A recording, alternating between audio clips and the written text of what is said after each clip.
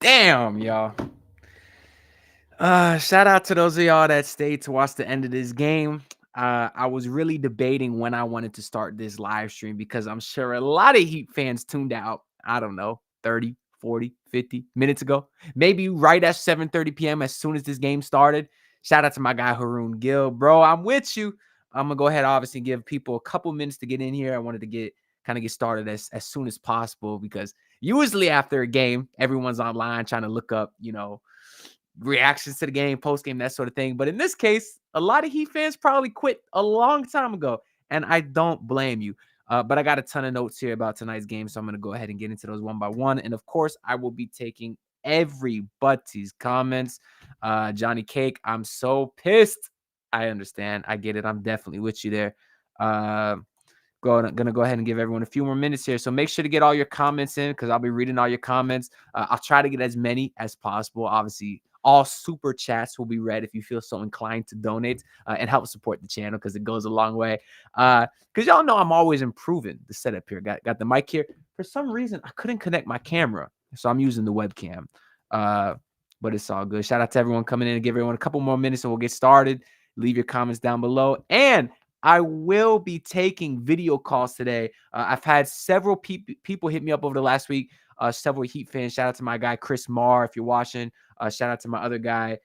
I don't know how to pronounce his name because it's all characters here. Mbabe on Instagram. So if y'all want to hit me up on Instagram at Witness Miami Sports. Send me a DM and I'm gonna take some video calls today. So feel free to hop in there and get your thoughts up. Because as Heat fans, this is a time where we want to just console each other because times are tough. And as soon as even before they lost that game to Memphis, I said, if they lose that game, it's not going to be pretty because you got Boston coming up. You got the Knicks coming up. And I think a lot of Heat fans might have said this, but we said it'd be the most Miami Heat thing if they were to come today and beat the Boston Celtics after losing to Vince Williams Jr. yesterday. No, they got their ass kicked just like we all probably should have expected. So like I was saying, I'm going to give everyone maybe one more minute to get in here before we get started. I have a ton to talk about, and you better believe I'm going to be reading all these comments, although super chats do get bumped to the front of the line. And make sure y'all see it down here. Join the conversation, Heat fans. I want to talk to y'all. I know y'all got a lot to say. DM me on Instagram for a video call. That's at Witness Miami Sports. Let's get some of these comments here while we give people another minute to get in. Johnny Cake, Miami got crapped on. That's an understatement of the year. Tony Wiley, it's time to start thinking about really trading Tyler Herro. That's going to be a big topic of conversation, Tony. Don't you worry. We got my guy Randy Grulund who said Bam can't compete against a big Butler. Love him, but he's slow and pace. Yeah, I got some notes on Jimmy Butler today. We go call it on that because I don't want to be disrespectful to the boy while I got the jersey back there. What else we got? A shout out to my guy Jose Martes. I see you in the chat. All the problems can be fixed with trading Tyler for a wing. I hear you, David says. I don't know about all of them, but that's not something I disagree with. This is something I disagree with. Let me say one thing right now, Fidelio. We play Boston in the playoffs. We're done. I get it. And this is certainly not going to be one of those optimistic shows because I'm a nowadays, especially on Heat Twitter, everyone got agendas. You got the positive people, the negative people. I am a realist. At least that's what I like to believe. Y'all can let me know down below. If I'm ever capping, hold me accountable. But I don't like to put that much value in the regular season because we've seen Boston bust our ass last season. And then it comes postseason and it's a completely different game. So I'm not going to say this means a ton for the playoffs, but as everyone in the comments here are kind of saying, they certainly need some help. So I'm going to go ahead and get started here. I got a ton of notes on today's game. So I do want to say a couple things, though. How do I get this back up here? Let's go to the chats. I am trying a new software today. It's called Restream. So y'all see I got a little bit of a design here and stuff. I'm trying to look for the where is it? Is captions. Okay. So a couple things. Make sure y'all leave your comments in the comment section, obviously. And I'm gonna get to as many as I can. Of course, super chats. All super chats will be read if anyone feels so kind because it is greatly appreciated. Y'all know your boy is struggling, just recently graduated college student who's trying to invest a lot into the YouTube thing to help grow. So all those are greatly appreciated as well. And if anybody wants to call in and verbally give their thoughts on tonight's game, DM me down below right here at Witness Miami Sports.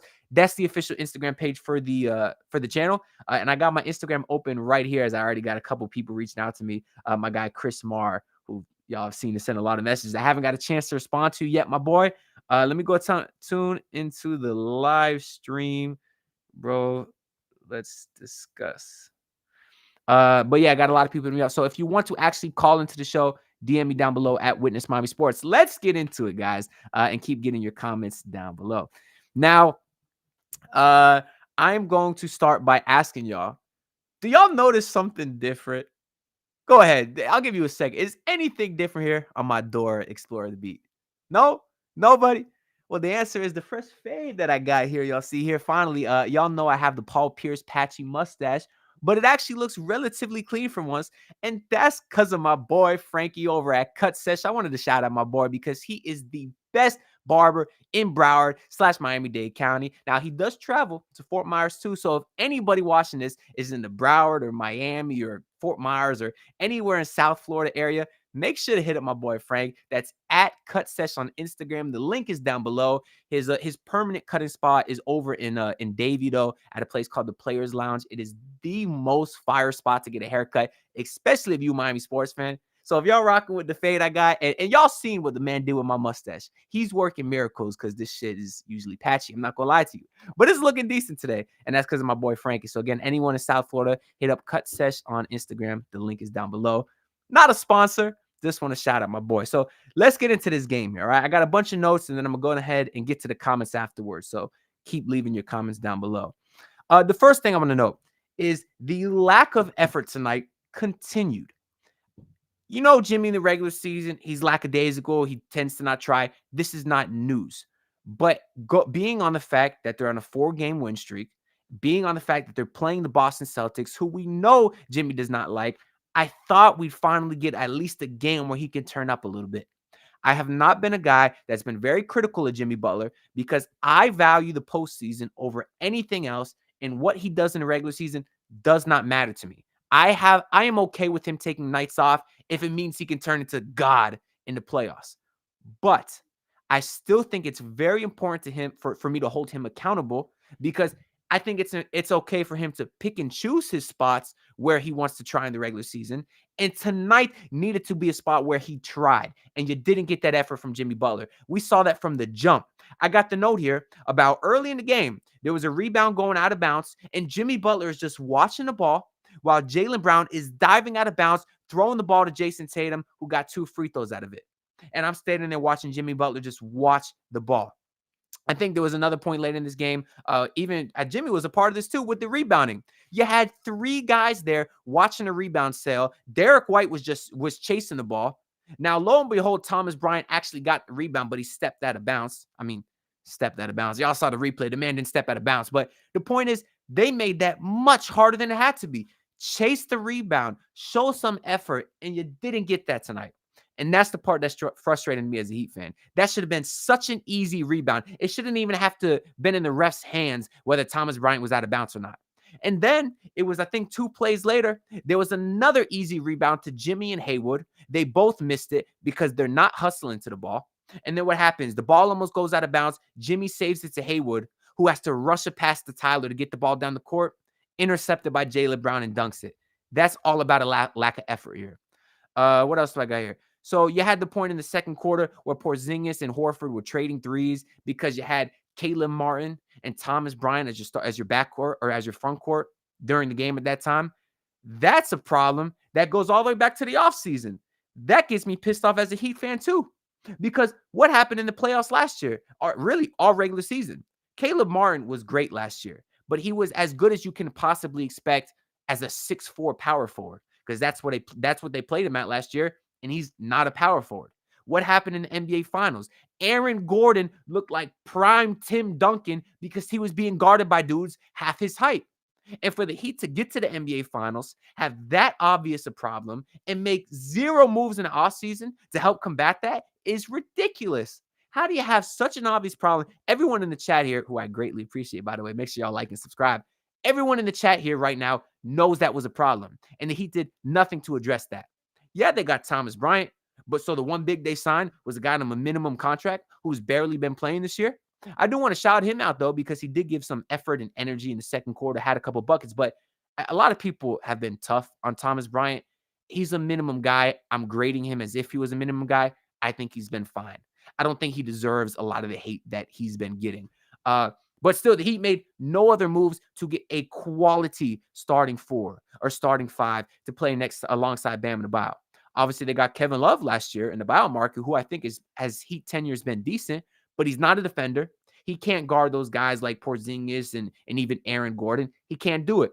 So now you get in the second quarter, the Heat are playing well. They're going on some runs, but Porzingis 3, Horford 3. Those guys are shooting right over our defenders. It's not even like the Heat were getting killed in the paint by their bigs. Those guys were just shooting right over us. And it's not only a size thing. It's stupid IQ on the defensive end, particularly Tyler Herro. It's not just that he's small. It's that he's very, very poor when it comes to defensive IQ. There was one play earlier in the game where I think Derek White was driving, right? And they were going to do a little pick and pop with Porzingis. So the Heat switch it because the Heat switch everything, right? So that left Bam Adebayo on Derek White. And you think, okay, Tyler Herro, they doing pick and pop. Don't follow Derek White. He's being guarded by Bam. Bam can hold his own on the bald-ass Derek White. Go out and get Porzingis, who already hit 4 threes this game. But no, Tyler Herro trails. They double-team Derek White on the drive. For what reason? I don't know. And then, of course, Derek White kicks it out to Porzingis, who cashes the 3 because he couldn't miss all night. When you got a guy as hot as Porzingis, run him off the line. Don't ever, ever, ever leave him. And they kept leaving him tonight. And then when they didn't leave him, they obviously shot right over him. But I would have liked to see Tyler Herro try to run Porzingis off the line. He doesn't want to drive. He wants to shoot. That first quarter was disgusting. The Celtics shot 71% from the field. They dropped 42 points. Really the whole game overall. Even you had during the broadcast, which I almost had to mute at one point. Let's talk about the broadcast for a second. Reggie Miller, newsflash, I know everyone agrees with me. He sucks. He could not hop off the Celtics D and Derek White's D all game. They're talking about how many times did Reggie Miller say Derek White should have been an all-star? He couldn't. It's like he started spazzing out saying, oh, I haven't mentioned Derek White as an all-star yet. I have to go ahead and say it. I haven't talked about Derek White in 5 seconds. Shut the hell up, Reggie Miller. My God, bro. Derek White and his 16 points and 4 assists should make the all-star team my ass. Get the hell out of here. Just because the Celtics got the number 1 seed, they need 3 all-stars. No, that's not true. I do value winning when it comes to all-star selections, but they don't need 3. You can give him 2, give him Tatum, give him Brown, but Derek White is not an all-star. Very good player. Not gonna be disrespectful. And thank God the Heat won Game 7 last year, or that Game 6 layup that he had, which is probably the worst night of my life. I'm not gonna lie to you. Would have been scarred for me for life if the Heat didn't win that series. But Derek White is not an all-star. But the point is, and Kevin Harlan's the GOAT though. So at least we got Kevin Harlan. But during the broadcast, they keep talking about how hot the Heat were shooting. And it's very true. Give me a second to pull up the box score here. But the Heat, there was a point where the Heat were over 50% from 3 and 50% from the field. They were down 30. How the hell are you down? You know how bad your defense has to be shooting 50% from 3 on high attempts and still be down 30? The numbers might be a little skewed now because it was a blowout, but the Heat ended up shooting 38% from 3 on 42 attempts, which is fine, and 45% from the field. But again, these numbers are a little skewed because all the role players were taken out, pretty much for the entire fourth quarter. But overall in the night, the Heat shot amazing. The Celtics shot insanely good. That's how bad the Heat's defense was. The Celtics finished the night shooting 55% from 3 on 40 attempts. Are you kidding me? How? And you could say, oh, sometimes teams get hot. I love when I get that comment, right? They're like, oh, you can't blame the Heat. Sometimes teams get hot. It's always against the Heat. 3 or 4 games ago, the Toronto Raptors couldn't miss. Last game, it was the Memphis Grizzlies couldn't miss. This game was the Boston Celtics couldn't miss. If it's every single game, it's not a coincidence. That's because your team is lazy. They're rotating slow. They're not closing out to guys properly. They're not boxing out. They're giving second chance points that get kicked out to threes. It's not a coincidence. When you play terrible defense like that, you're going to give up 23s a night at 50%. And tonight, the Celtics shot 55% from 3, and from the field, it was 45%. Oh, no, that's the Heat's. I was going to say, the Celtics shot 64% from the field. 64%. You had Luke Cornett. What did he finish with tonight? He finished with 12 points. Luke Cornett, the guy that when Hayward Highsmith was trying to take a three, Luke Cornett did a stupid little defense thing because he don't run out to the line. Of course, Highsmith cashed that because he's him. But just you let Luke Cornett dominate you. And that's what happens when you have no bigs. When you go into the offseason knowing you have no bigs and still get no bigs. Orlando Robinson was decent when he played. Where the hell has he been? Been dominating the G League. But you got to think maybe he could have gave you some minutes tonight instead of Thomas Bryant, who was fine. But that's not the issue for tonight anyways.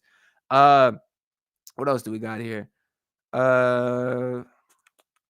So I talked about the Tyler Doubleman pick and roll. I was talking a little bit about Porzingis. Unfortunately, he did roll his ankle in like that third or fourth quarter. I hate to see that because I've been a guy that's had a rolled ankle before. It sucks. So I do hate to see that, but he was playing very well. I'm sure he'll be back in a couple weeks or something like that. Luckily, it was nothing too serious from there. But I think that's all the official notes that I have about like the game, just about like specific moments. Taking a look at the box score here to see what it reminds me of. Somehow Jaylen Brown only had 18 points. He seemed like he was cooking. Only took 11 shots, 2 or 3 from 3. Again, those are Jimmy Butler's numbers. He took 11 shots, 4 of 8 from 3 was Jaylen Brown. That's why he looked like he was doing so well. Jason Tatum, 26, Porzingis, 19. Drew Holiday was sensational, 7 of 8, 17 points. And Derek White is 15, 6 and 6.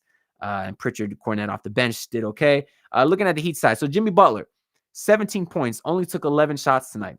They said on the broadcast tonight that Jimmy's been averaging like 10 shots a game. Now, I do want to say he's been getting to the free throw line quite a ton, not particularly today. Only had 1 free throw attempt, yeah. But the last few games he's been getting to the line, so the shot attempts will be down slightly. But still, you got to have more than 10, Jimmy. Even if you're going to be a little lackadaisical, not try as hard, you got to have more than 10 shots. Reggie Miller did say 17 to 22, which I actually do like. But again, I don't want to get on Jimmy too much because, at least for the previous games, because I have no problem with Jimmy saving himself for the playoffs, but he needs to pick and choose his spots. Tonight needed to be a night he tried, and he didn't try. Highsmith had 14. Obviously, some of that was in garbage time, but his play's been okay. Bam Adebayo has been shooting so poor of late. He was over 50% tonight, but only 19 points. Same with Tyler Herro, who's also been relatively efficient, but you can tell those guys aren't the same. Their efficiency is way down since earlier in the year. And then Terry Rozier didn't have another. He was 3 for 10. Yeah, he was pretty bad tonight too, but I don't want to get on him. I'm sure he'll get a little bit better. And Caleb Martin and Thomas Bryant were fine limited minutes. They only let Duncan Robinson play 20 minutes, who killed Boston last year, and he only had 5 points. Duncan's a guy that I'd like to see get a lot more run in the rotation, especially since when he was starting, he's playing very well. But before we kind of get into that lineup talk, I want to read a lot of these comments that are coming in here because there has been a ton. And I greatly appreciate y'all. So, and if y'all in here, we got almost 60 people in here, which I'm truly, truly grateful for. Like on some real shit, it means a lot to me. Like the fact that I could just sit here and talk to a camera about something I'm really passionate about and talk to a lot of people that like care and are listening. It's the coolest thing in the world. And the dream is to be like a full-time content creator one day, you know? And I can't do that without y'all. So all the help, liking, subscribing, sharing the video does help a ton. So make sure to do those things.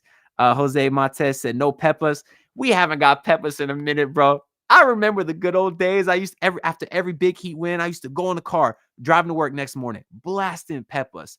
Those were the good times, man. And it's been quite a while. DJ Rutledge said, I wish we could get Markkanen. He was the dream guy that I'd like, right? We're talking about a starting 4. I'd love Siakam. Obviously, he's gone.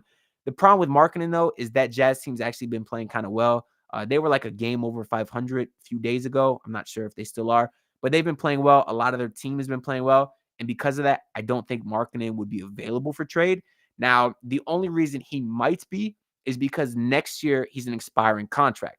And usually when teams want to trade a guy, they get less value when the guy's in the last year of his contract. Like Pascal Siakam, for example. Yeah, the Pacers got 3 first-round picks, or the Raptors got 3 first-round picks for him, but maybe they could have got more if other suitors weren't scared that Siakam would leave. Because obviously, if Siakam signs somewhere else in free agency, the Pacers are screwed. You know what I mean? So obviously, you get a little bit more value when you trade a guy before he's expiring. And Lauri Markkanen is that year right now, but that team's been playing too well for them to let go of him. And they got a bunch of guards that have been playing well, like Colin Sexton. They like Keontae George a lot. So I don't really think they'd want Tyler Herro. We got Randy says, it's easy. Butler will be the second best player in the championship. Tyler 2, Bam 3. not sure what you're trying to say, my boy. I don't think Tyler's going to be the number 2 on any team. Well, you said Jimmy and Tyler too. I don't understand your comment exactly, but I do think Jimmy Butler can be the best player on a championship team because we've seen them get very, very close. But it was mostly other people around him that didn't step up. I mean, not really in last year's finals. Jimmy wasn't great, but I do think it was a bit of an injury thing. Jimmy probably does want Donovan Mitchell.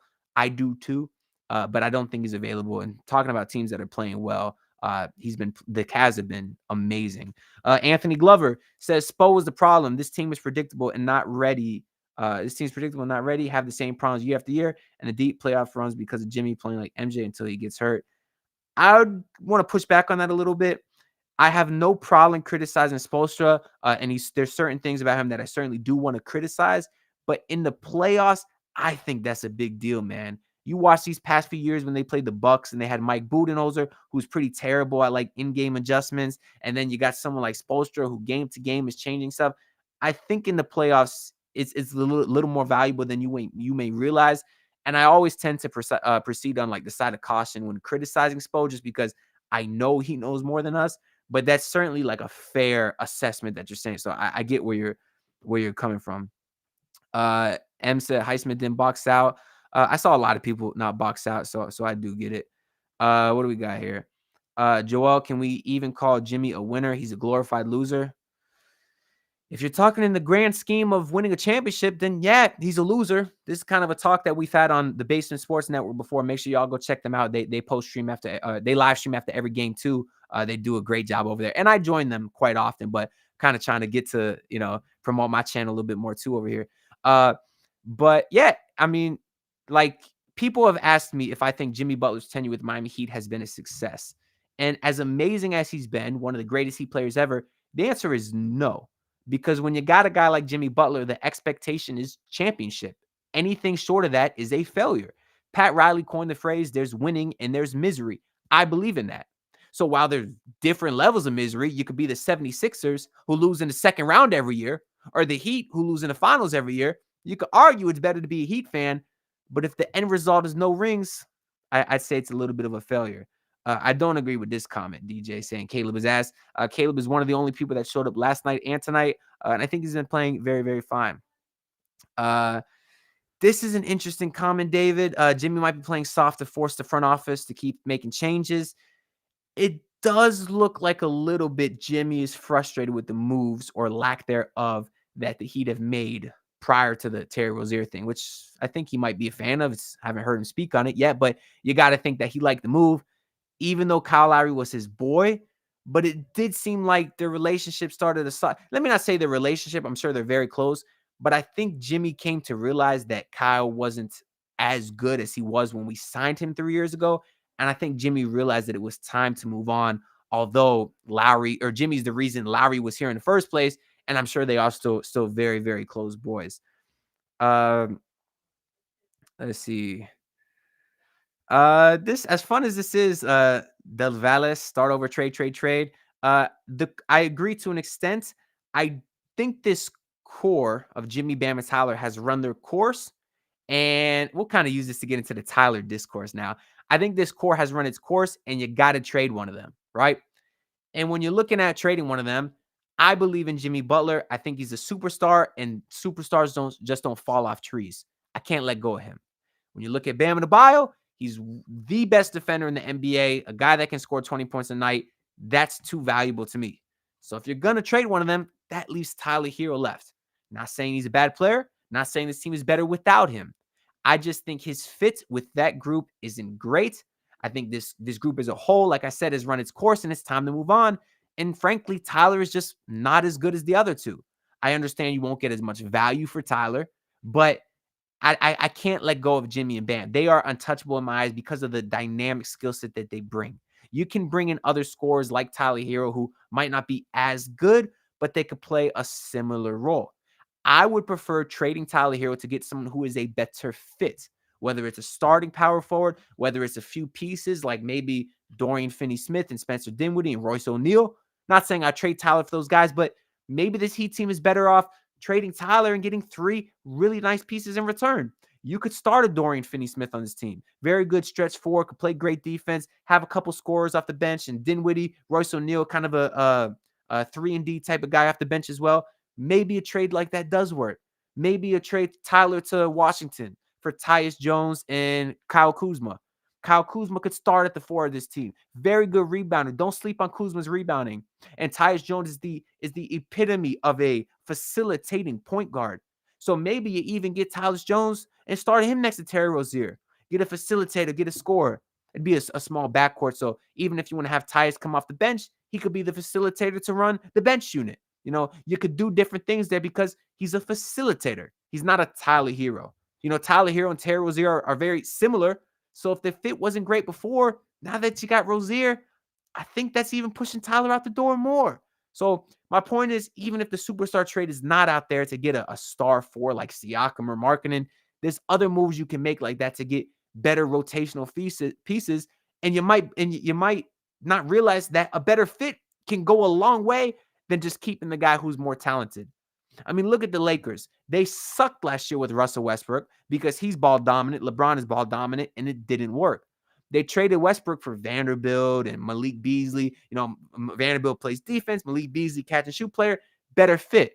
And they made it all the way to the Western Conference Finals where they got their ass kicked by the Denver Nuggets, just like the Heat did, because that Denver Nuggets team scares me. But something's got to be done with Tyler. Those are examples of what could be done. I definitely got to get a whole video out about all of that and look into a Dorian Finney-Smith trade, look into a Kuzma trade, because I think those are options that could be out there, especially since those are two younger teams that might love to have a guy like Tyler Herro.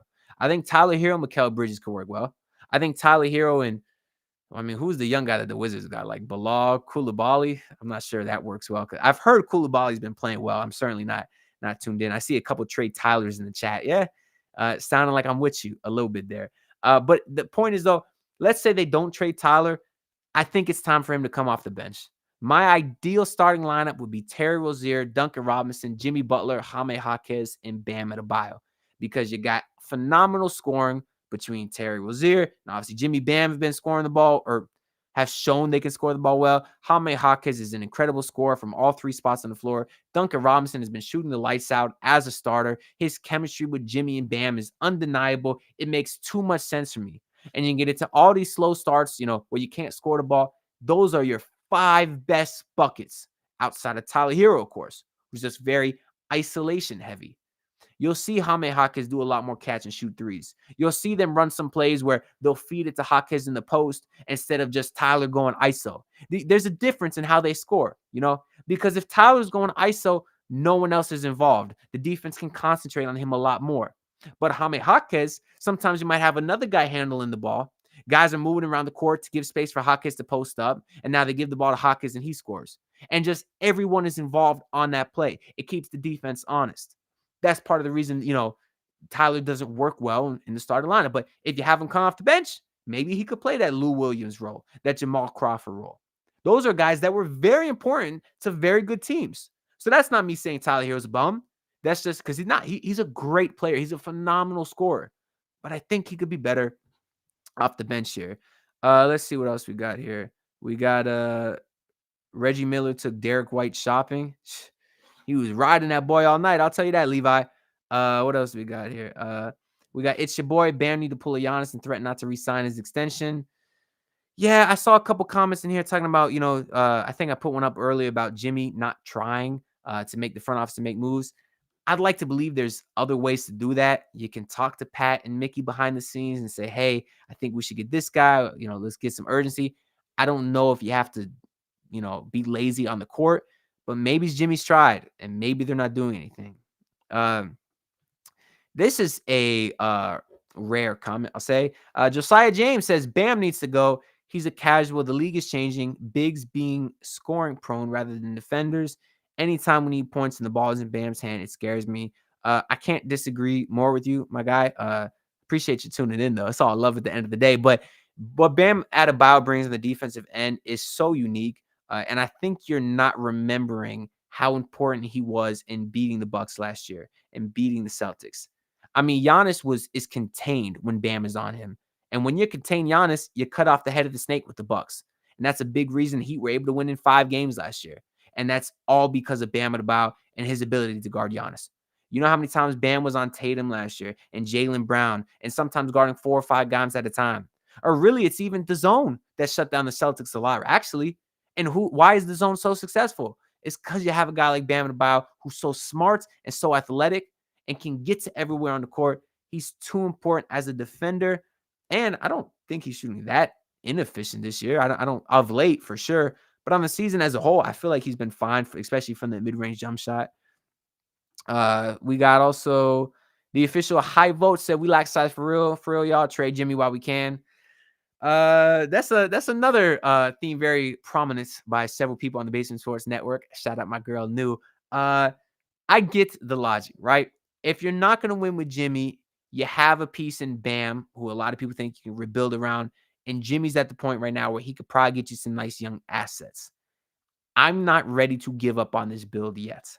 I'm ready to give up on the core, and maybe mix up the core a little bit, but not like a full hard rebuild where you trade, all 3 of your guys are really the head of the snake in our case, which is Jimmy Butler. We got someone, Griezmann M's, that put here on the bench. Isn't good. Somehow trade for another big. Yeah, I kind of agree with you. Preaching from the high tops, my guy Brian Bird. Trade Herro. Reading that in might be a Monte's voice. Yeah, Pigeon Bass brought up a good point. We're 1-5 without Kamehamehakes Jr., as I like to call him. Yeah, a lot. It's unfortunate that when a rookie is this important to your team, that kind of tells you something, does it not? When you're relying that much on a rookie, doesn't it mean that your starters ain't doing too much? But I do love Jaime Jaquez. This is an interesting comment from It's Yeah Boy saying Vucevic next to Bam. Now, the Chicago Bulls are terrible. They got a weird mix of contracts. You all know Zach LaVine's on the trade market, but if they're going to trade LaVine, they might as well trade DeMar and Vooch because those guys are on the wrong side of 30, right? Especially DeMar. Why would the Bulls want to keep any of those guys if they want to go on a full rebuild? I was in on LaVine, not too much anymore because he can't stay healthy, and I'm not sure it's a huge upgrade over Tyler given the assets we'd have to give up. But DeMar, I'd love. I had a whole video about DeMar, but I don't want to get into him because that could be a rant for 20 minutes. But I've also thought about Vucevic. Now, he's a terrible defender, and I know Bulls fans can't wait to get rid of him. And anytime a fan base wants to get rid of a guy, it usually means he's not that good because they tuned in more than us. But he's a phenomenal rebounder still. And he could stretch the floor. His efficiency isn't great, but he's been better in his career than he is currently. I think he could get those numbers back up. So you're telling me next to Bam, you could put a great rebounder and a great, or not a great, but a capable floor spacer? I might consider it if the numbers are cheap and there's not a lot of suitors for Vucevic. I don't know, but I would consider it. Now, I know the defense sucked tonight. You gave 140, and Vucevic is going to hurt the defense too, but because you'd be taking Highsmith out the starting lineup, but I don't hate it. And I think that's an unpopular opinion. It's your boy, but I do agree with you. This is kind of an interesting comment too. Dennis says we need to get rid of those Heat culture jerseys, and the so-called Heat culture is a joke. I don't think Heat culture is a joke because even guys who have never been on the Heat have said, it's a real thing because they witness it in practice and stuff. But what you're saying to the extent of when they play like this, is it a joke? 100%. Because when the motto is hardest work and best condition, most himself is tough as nasty as meanest team in the NBA, and then you go out there and you get beat to every loose ball, and you don't box out, and you don't play defense, and you don't contest the three-point line, you're right. The Heat culture is a joke, at least on nights like tonight. We got Haroon Gill. I'm from New York City. I'm sorry, my guy. Put on the jacket. My friend is a Knicks fan. I used to be roasting him when Knicks were the worst team a few years back. Now he's got the last laugh. You know how many Celtics fans are on Twitter after nights like tonight, and Knicks fans and 76ers fans say, oh, look at the Heat. The Heat lost 5 in a row. The Heat are about to be in the play-in tournament. Man, when's the last time y'all beat us in the playoffs? Get that. That's such loser talk by y'all. Because we're going to get to the playoffs, and it's going to be the same damn thing. We're going to beat y'all ass again. Value in the regular season. Have y'all learned nothing? I remember back when the Brooklyn Nets traded for Paul Pierce and Kevin Garnett. Y'all know how many times they beat the Heat in the regular season? They played 4 times, right? Heat versus Nets. Y'all know how many times the Heat won? 0. Every time we played the Nets with Paul Pierce and KG, they beat us. You know how many games that playoff series went? 5. The Miami Heat won 4-5 and bust their ass. It's a completely different game in the postseason. The Celtics this year are lights out from the three-point line. Let's see if that carries over to the postseason when everyone's playing defense, when law of averages comes into effect. We saw that happen a few years ago. The Heat were the number 1 seed, and the Heat were the number 1 seed and number 1 in three-point shooting. Come playoffs, the three-point shooting fell down a cliff, and they still made it to the conference finals, and they would have went to the finals if Max Strus didn't step out of bounds. But still, let's see what happens come postseason. It's a completely different game. Wow, is this a true stat, Levi? The Heat are 31 and 34 with Jimmy, Bam, and Tyler. I'll take your word for it, but what I do know for sure is the Heat starting record, or the Heat record with Tyler as a starter, is like 500, maybe slightly under 500, which is concerning because their record when he's not a starter in the same time frame is much, much better. We got Josiah James again said, if we trade Herro for a scorer, it's going to be the same problem. If whoever we trade for has an off night, we need Tyler off the bench. I agree. That's why, like I said, this Heat team is better with Tyler Herro off the bench. So if they were going to trade him, I would need it to be for a guy that is a better position or a better fit, different position. Don't trade him for another scorer. And like you're saying, if they don't make another trade, I would put him off the bench because I think it makes a lot more sense here. Randy saying, keep up with the small ball. Why? We see, you know how many times we've seen the Heat get, are you being sarcastic? I'm gonna need you to elaborate on that. I am not a fan of the small ball when you get killed on the boards because, okay, you play small ball, your defense can be great for 24 seconds, but then you're gonna give up an offensive rebound. I see that happen too much. And the officiating wasn't great tonight, but you lost by 50. I'd be kind of stupid if I was gonna talk about it. Marvin Parker said, let Terry play his game. We also got M say Terry is too passive. And then we also got Madaz, shout out to you, saying Rozier ain't it. I don't want to be the guy that starts talking shit about Rozier 2 games in, but I'm not going to hide the fact that he's been terrible. I'll tell you that he has been awful through 2 games. Now, it has been nice seeing a change of pace at the point guard position, meaning seeing a guy that could get to the basket, seeing a guy that actually has a quick first step. Because whenever Kyle Lowry was out there, you knew he wasn't going to shoot the ball. You knew he couldn't get to the rim. So it was nice actually seeing something a little bit different, even though Terry Rozier's efficiency through 2 games has been terrible. But yeah, he hasn't been. See, no, DJ. What do you want tonight, DJ? Rozier just doing Lowry things? That's not even true at all. What do we got here? Randy also says Celtics seen the Nuggets beat us with size, so they said Porzingis. Okay. In the offseason, when there was all the Bradley Beal talk, and a lot of Heat fans wanted Bradley Beal, I was indifferent on him. But I said, what about Porzingis? I had people call me crazy, but I looked at it and I said, the Heat got killed on size last year. They need size, and because Jimmy and Bam don't shoot threes, they need someone that could shoot in the starting lineup. And I said, that's Porzingis. Now, I know he gets paid a lot of money, and I know he gets injured often. That's why a lot of Heat fans were reluctant to get him. But I said, screw that, man. Like, injuries are weird. Go get the 7'3" guy who could rebound, block shots, and shoot threes. I wanted him. And then when I saw Boston got him, I said, that's not good. That's tough. Because the Celtics were already big to begin with Al Horford and Robert Williams, who they lost. But then when you're replacing with Porzingis, who's a much better player, it's tough. It's real tough. So I loved that move for the Celtics when they did it. It was only a matter of time before he gets hurt. I guess he's twisted the ankle tonight, but I hope everything with him is okay. But I'm with you, man. We got official high vote saying superstars do it in regular season. In playoffs, stop giving Jimmy a pass. Disagree to an extent. I think superstars do it in the playoffs because for me, and hear me out. I think this makes sense. Superstars make big time plays in big time games. The big time games are in the playoffs. Now, what you're saying is, I would say, is what is like is the tier S, like elites of the elites, the guys who can do both, right?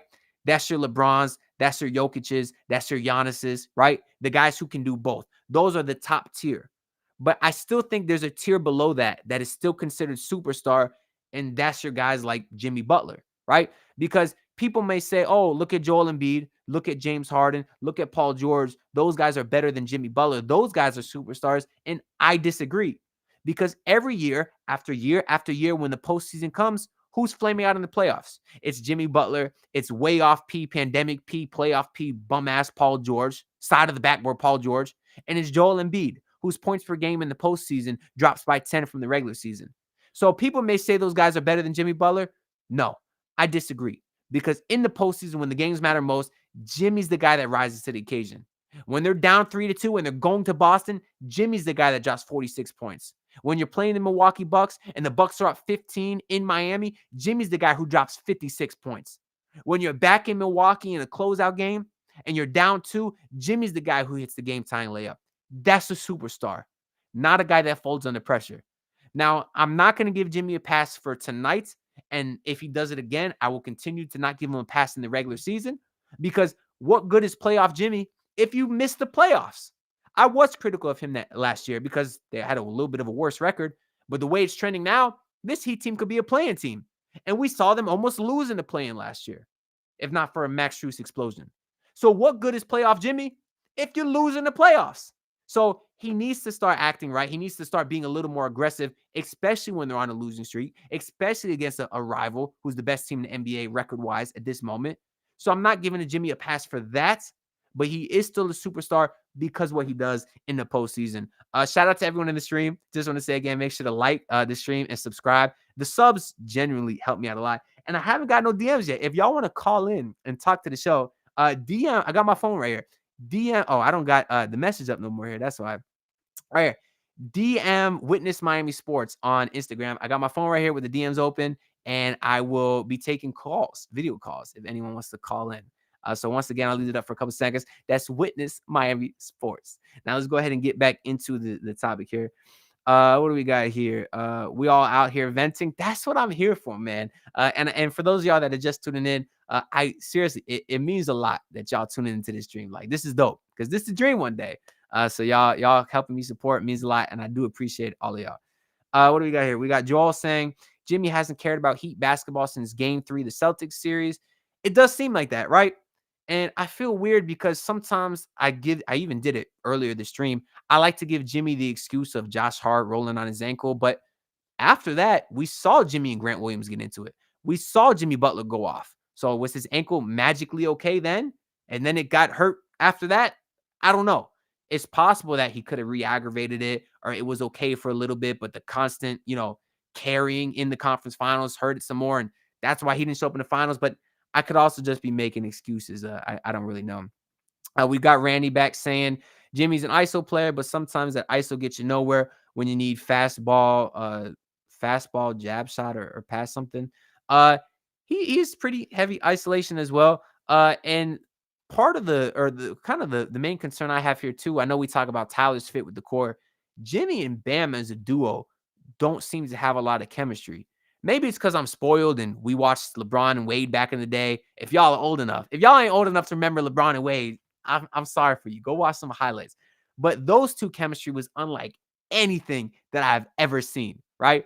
And Jimmy and Bam don't work together. They don't set screens for each other. They don't pick and roll at all. They don't pick and lob at all. You can even go back to D Wade and Bam. D Wade was throwing lobs to Bam all the time.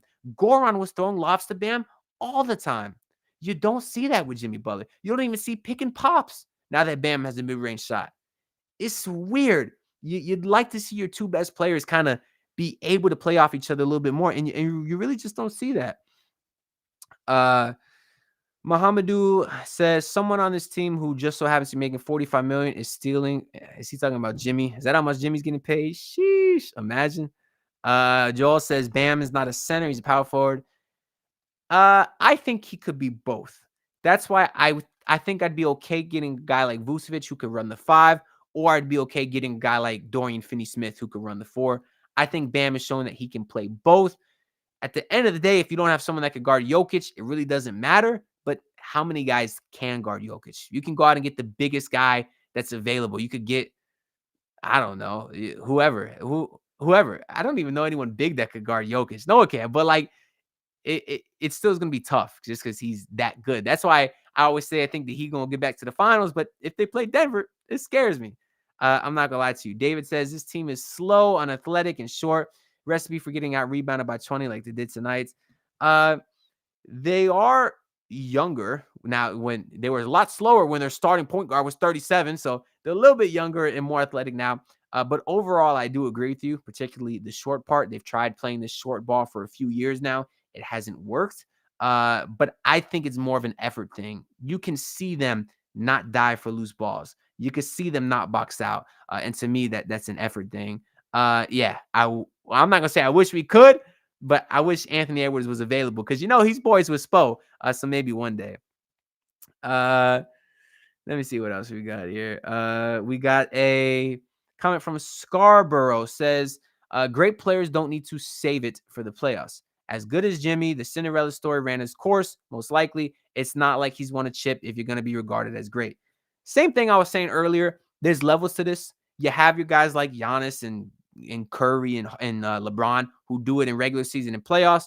And then a tier below that is where I'd put Jimmy Butler. And then a tier below that is where I'd put your James Hardens and Paul Georges who can't do it in the playoffs. Just because I value the playoffs more.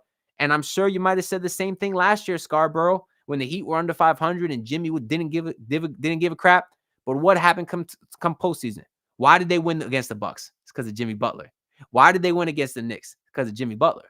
Why did they win against the Celtics? Because of Caleb Martin.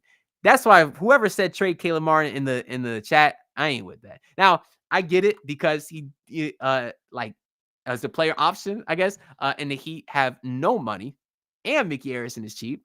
So they wouldn't be able to afford to re-sign Caleb Martin in the offseason. But to me, he's a guy that you could try to win a championship with this season, and I think it's worth the risk. Jimmy Butler's not getting any younger, and if you believe this Heat team can make the finals, I want Caleb Martin on this team when we get there. That might be a crazy thought, but I also think this Heat team is better than last year. I don't know how this guy all positive all of a sudden. I promise y'all, if y'all just tuning in now, we were quite negative earlier, but I think they're better this year than last year, right? Obviously, you just got Rozier. He's an upgrade over Lowry. You got Jaime Jaquez Jr., who's a stud, right? And Bam Adebayo, I think, took a slight jump in his game with the rebounding stuff. So I'm just saying that to put all of this into perspective, although a lot of moves need to be made. So I'm getting a lot more comments here about talking about Tyler Herro. I kind of want to reiterate this point in case anyone's confused or anyone new tuning in. If y'all are new tuning in, y'all know, make sure to leave a like and subscribe. I'm not going to keep annoying y'all with that. But either trade Tyler Herro for a piece that's a better fit or have him come off the bench. I don't have the numbers in front of me, but I promise you the numbers with Duncan Robinson in his starting lineup are great. Way better than when Tyler starts. And I love Tyler Herro, man. That dude is a stud. You talking a guy at 24 years old who's easily putting up 20 points a night, 3-level score, which is rare nowadays, can shoot the three, the mid-range, the floater is automatic now. Doesn't get to the rim as great as you might like, but he's working on it. But it doesn't work with this team. It doesn't work when he's ISO and you got Jimmy and Bam standing in the corner. It doesn't work. And there's nothing wrong with him coming off the bench. It's not a slight. Some of the best players like Lou Williams and Jamal Crawford, we said, are some of the most, critical players to those teams came off the bench. I saw a tweet earlier today. Someone said Tyler Herro could be working on his third straight 6 Man of the Year campaign. Instead, he's the starter that all the Heat fans are pissed at. I have a song about that, by the way. I wish I could put it up here. I just got this program restreamed to stream, and I need to get the pro version to add graphics and stuff. If y'all want to help me get the pro version, super chats are available down below too. Just want a shameless plug there. But anyways, I have a song about Tyler Herro where I call it Perspectives because I rap from both perspectives of people that hate Tyler Herro and also the Tyler Herro stands. So if y'all haven't seen that, go check it out. But it's interesting because how has he become so polarizing, right? He's if any of y'all Dolphins fans, he's like the Tua Tagovailoa of the Heat. Because when you look at Tua, fans either hate him or they love him. It's the young guy that showed a lot of potential but hasn't done it come postseason. There's a lot of similarities there. And people either extremely hate him or love him. And, I mean, I guess I don't feel either way, but I can acknowledge that I guess I do love Tyler Herro. But at the same time, I can acknowledge that he should come off the bench or be traded for a piece that fits better because I have no agenda. I want to reiterate that too for everyone that's just tuning in because you look on Heat Twitter now and you see everyone with their agendas and narratives and all that stuff like that. I'm a realist. You got the positive people, you got the negative people. I'm a realist. I'm going to react to the games as I see them, and I'm going to tell you how I feel. And if what I said is wrong, I'll be the first to admit. And as much as I've been saying I want Tyler Herro to come off the bench, Nothing would make me happier than for Tyler Herro to come out hooping versus the Knicks next game, drop 30 points on efficient shooting, and keep doing that for the rest of the season and be voted as an all-NBA player. I want nothing but success for Tyler Herro and for this Heat team. And if at the end of the day, Spoelstra makes no moves and Tyler Herro stays the starter and this Heat team misses the playoffs and the play-in, I'm not going to sit here and celebrate that I was right. What kind? I'm not going to sit here and be happy and say, oh, I told y'all. That's a loser-ass mentality. Because at the end of the day, I'm a Heat fan. I think a lot of people on Heat Twitter aren't even Heat fans. They're fans of rooting for their narrative to be right. And that's just the stupidest thing to me. I'm going to be pissed if I'm right. If nothing changes, then Tyler's terrible. And not that Tyler has been terrible. He shot over 50% last night and tonight. And a lot of my concerns with him was efficiency. But just in general, I think there's issues there. But I'm going to be pissed if I'm wrong because I'm a Heat fan. I want this team to win, whether my opinions on him are right or wrong. And that's a big problem nowadays. What else do we got here? We got Muhammad and Baye saying, I genuinely believe that if you told some Heat fans you're guaranteed to chip this year if you trade Jimmy, some people will say no. Oh, you're 100% right. And listen, I am the first person to tell you how much I love Jimmy Butler. I got the signed jersey back here, which I won in a contest, so I didn't buy or anything, but I display it proudly. I am a Heat fan. I like Jimmy Butler. I like Tyler Herro.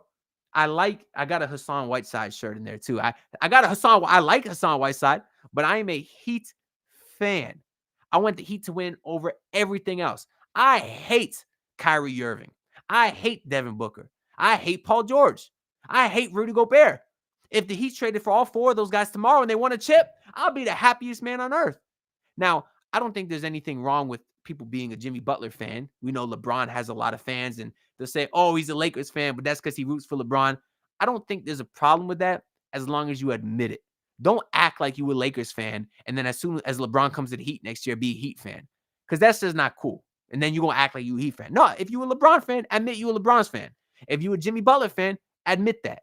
But don't act like you're a Heat fan and then, do what my guy is saying down below. So we got another comment here from It's Yeah Boy. Herro for DeJounte Murray and Clint Capella. If the Heat were going to make a move for Murray, they would have did it. I think all the reports kind of came out saying the Heat preferred the cheaper option in Terry Rozier, which is why they didn't go for DeJounte Murray. But I kind of wish they did. I kind of would like that move a lot. And I like Capella too, because, he could rebound and stuff, but you can't lose that much spacing. If you're going to get someone who's a 5 or a 4 next to Bam, they need to at least be capable of shooting the ball, like Nikola Vucevic, whose numbers are down, but he's capable. Clint Capella is just not stretching the floor at all, so I don't necessarily love that part, but I would have loved DeJounte Murray. What else we got here? We got AJ saying, at this point, you have to pay me to witness Miami get outplayed and outscored on a nightly basis. I get it. That's another thing.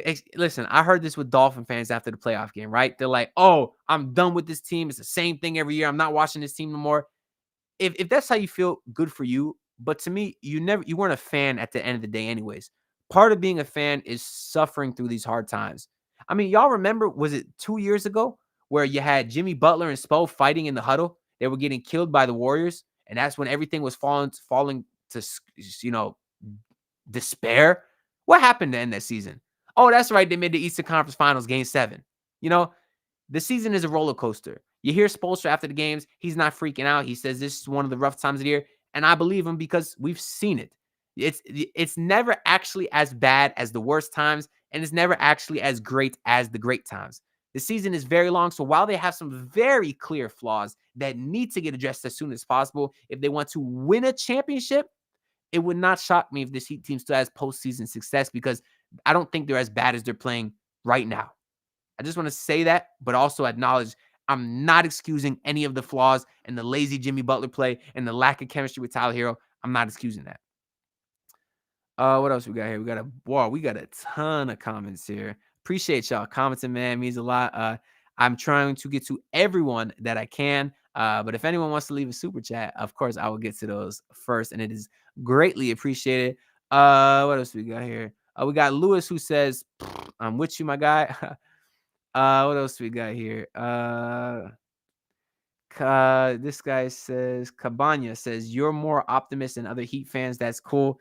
Depends who you listen to, man. I like to say I'm a realist. That's why I'm kind of speaking from both sides of the spectrum here, because this is the thing that I've really struggled with as a Heat fan, especially making content, right? I want to sit here and get mad that the Knicks got Anunoby and the Celtics got Porzingis and Drew Holiday and the Bucks got Damian Lillard and the Heat up until Rozier did nothing, right? I want to get mad at that. But all of those teams made moves last year and the Heat did not. But who was the final team standing? It was the Miami Heat. So it's weird for me because does any other Heat fan have that same like internal dilemma? Because it's like, I want to be so mad. Oh, it's not all these other teams are getting better. You made the NBA finals, you made no improvements, blah, blah, blah. You know what I mean? Because 2 off seasons, or I guess, yeah, 2 off seasons ago, we could have said, oh, the Heat lost in game 7 to Boston, right? I forget who Boston got that offseason, but I know they improved. And we say, oh, Boston made improvements. The Heat lost to Boston and did nothing. How are you going to compete with Boston now? Which I agree, right? The logic makes sense. Yeah. How can they compete with Boston? Oh, well, Miami only beat them in 7 games to get to the NBA Finals. I can't explain it. You know, that's why I want to sit here now. I want to say, oh, Trey Tyler, do this, do that, because that's what I think. But shit, they might make the finals again. I don't know. It's weird as a Heat fan. It's very, very odd. And my guy Zai has the stat here. He says they are currently 500 when Herro starts, 63 and 63. And 100 when Herro starts, and 130 something minus -2 when Duncan starts. Oh, 130 around and 92 when Duncan starts. Well, if you're talking all time, that's a bit weird because Duncan's been here longer, but still, even if you take within the last 3 years, the Heat's record with Duncan as a starter is much better than with Tyler as a starter. What else do we got here? Interesting question. He says, who is the problem? I think it's a large mix of people, and that's something I've been trying to make clear on Twitter at @AnthonyD_Heat if anyone wants to follow. And I'm also going to go ahead and put this back up. If anyone wants to call in and share their thoughts, I got the phone right here with Instagram open. DM Witness Miami Sports. Just let me know that you want to talk, and we'll go ahead and get you up here on the stream. Unless someone tried DMing me and my notifications, my requests are empty. No, I have no requests. So if anyone wants to get in and talk, now's the time to do it. But who is the problem? There is, you can't pinpoint it on one person, right? And that's something that I've been trying to make clear because I've had videos being negative on Tyler and people say, oh, you hate Tyler Herro. I've had videos being negative about Jimmy. Oh, you hate Jimmy. No, the problem I think is a mix of guys. In the last recent slump, for example, you could say, the whole season, they don't work well with Tyler, right? That's an issue. We talked about his isolation scoring and all that stuff. Trying not to repeat myself a ton of times, but you get it. We talked about Jimmy Butler's lack of effort. That's an issue. We've talked about Bam Adebayo's inefficiencies. We've talked about the roster construction. No backup point guard, no starting four. As we do get one inquiry here. Shout out to my guy, Jay. But no starting four. Those are all problems. So I could think of 6 or 7 problems. So you could blame the front office. You can blame Tyler. You can blame Jimmy. You can blame Bam. You can blame a lot of people. So I don't really think it's you can kind of pinpoint all this on one person. What else do we got here? Shout out to appreciate you, my guy, Young Casanova. Much love, and do your thing. Wow, we've been talking in here for almost an hour. I appreciate all y'all staying this whole time. It's nice to be able to get here and rant. So make sure y'all leaving your comments. Because I want to like vent with all of y'all. So it's nice that I kind of have this platform where we can all kind of talk together. We got D Chang saying, I wish the Heat didn't go for the cheaper option, rather have them go all in. Sure, Murray would cost more, but I think it's a better fit than Rozier.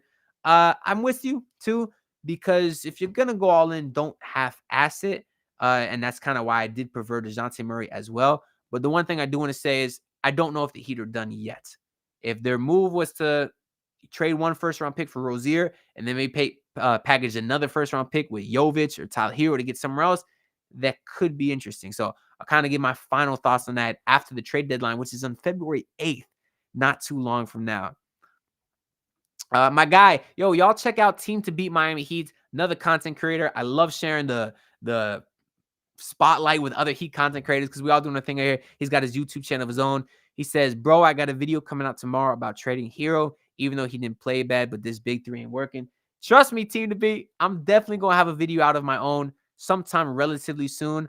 So I'll be very interested to hear what you say as well. So make sure y'all go check him out as well. What else we got here? Ton of comments here. We got Joel said Pat was in the stadium watching us get cooked. Yeah, yeah, it's embarrassing, especially when they do this in front of him. I know that on UD night, that's kind of thing that got me the most frustrated is they got blown out. Not blown. I'm sorry. That they lost on the game with it. It's not Murray. They got embarrassed with everyone in the house. And that was just very, very annoying to me. But we've been going for an hour. I think that's it. I think I'm finally going to call it. So I appreciate all of y'all tuning in, like for real, so much. Make sure y'all subscribe to the channel. Make sure y'all like the stream. It helps me out a lot. I got all kinds of videos on the channel. Since we got quite a bit of people in here, I'll kind of do a little housekeeping, tell you what I got going on. So you know I'm on the channel. I post the videos. I'm going to start incorporating these live streams because I think they're fun. They're nice to vent, especially when things are going bad. It's kind of like an air out session to make us feel better. So I'm mixing these live streams when I can. Maybe I'll do them more often if y'all enjoy. So let me know if you like the live streams or the videos or maybe a mix of both. I'm going to be posting trade videos, reaction videos, general NBA videos, maybe some Miami Dolphins videos. And I also have my podcast, Believe in Miami Heat. That's BLEAV. All the videos are also posted on this channel. So if you're subscribed, you won't miss those. But if you want the audio versions, then just search on Apple Pod, Spotify, wherever you get your podcast as BLEAV in Miami Heat. Technically, it's a podcast with me and Mario Chalmers, but we only have 2 episodes together. One was in Zoom and one was in person, which is really, really cool.